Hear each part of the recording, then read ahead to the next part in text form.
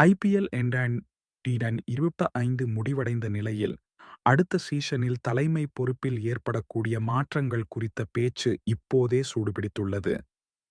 2026 mini ஏலத்திற்கு அணிகள் தயாராகி வரும் நிலையில், பல உரிமையாளர்கள் புதிய முகங்களை கேப்டன் பொறுப்பில் அமர்த்த திட்டமிட்டுள்ளனர்.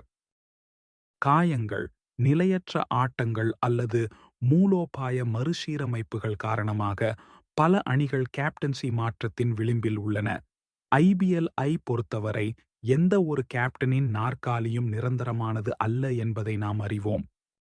பாட் கம்மின்ஸின் நீண்டகால முதுகு காயம் காரணமாக ஹைதராபாத்தில் தலைமை பொறுப்பு குறித்த கேள்வி பெரிய அளவில் எழுந்துள்ளது. 2024 ஐபிஎல் இறுதிப் போட்டிக்கு எஸ்ஆர்எச்சை வழிநடத்திய கம்மின்ஸ் 2025 நடுப்பகுதியில் இருந்து இடுப்பு பகுதியில் ஏற்பட்ட அழுத்தத்தால் அவதிப்பட்டு வருகிறார். அவரது குணமடைதல் எதிர்பார்த்ததை விட மெதுவாக உள்ளது. இந்த நிலையில் எஸ்ஆர்எச் ஒரு சாத்தியமான தலைமை மாற்றத்திற்கு அமைதியாக தயாராகி வருகிறது. அபிஷேக் சர்மா தலைமை பொறுப்பிற்கு ஒரு முக்கிய போட்டியாளராக உருவெடுத்துள்ளார். கம்மின்ஸ் முழு உடற்தகுதியை மீண்டும் பெறவில்லை என்றால், எஸ்ஆர்எச் தங்கள் கேப்டன் இன் வெயிட்டிங் ஆன அபிஷேக்கை 2026 ஐபிஎல் தலைமை பொறுப்பிற்கு விரைவாக உயர்த்தலாம்.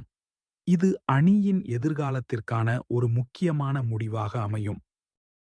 2024 கோப்பையை வென்ற பிறகு கேகேஆர் 2025 ஐபிஎல் சீசனில் ஒரு மறக்க முடியாத பயணத்தை சந்தித்தது.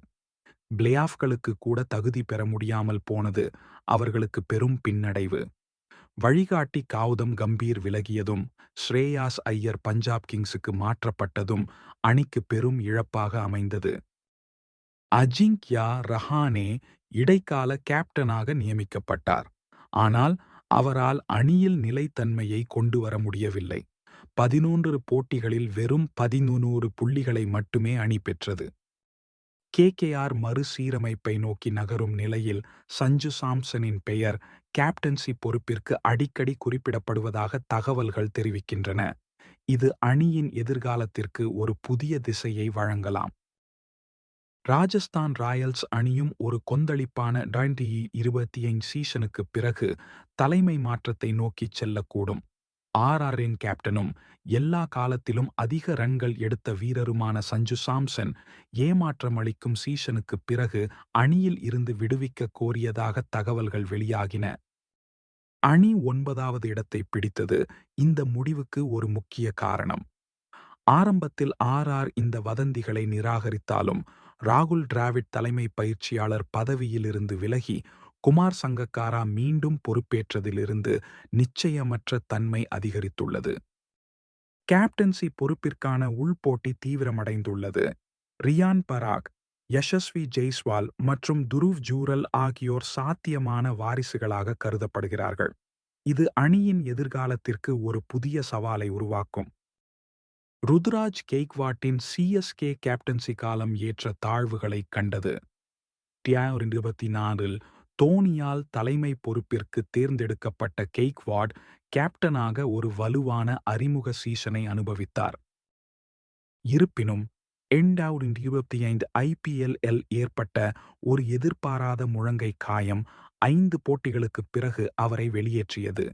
இது தோனியை மீண்டும் தலைமை பொறுப்பிற்கு வர கட்டாயப்படுத்தியது. இந்த பின்னடைவு இருந்த போதிலும் 2026 கெய்க்வாட் கேப்டன்சியை மீண்டும் தொடர்வார் என்று தோனி பின்னர் உறுதிப்படுத்தினார்.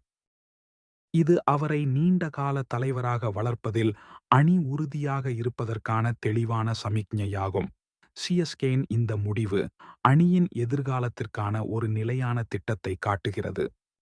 ஐபிஎல் 2026 சீசன் நெருங்க இந்த 4 அணிகளின் கேப்டன்சி மாற்றங்கள் குறித்த விவாதம் மேலும் சூடுபிடிக்கும் என்பதில் சந்தேகமில்லை.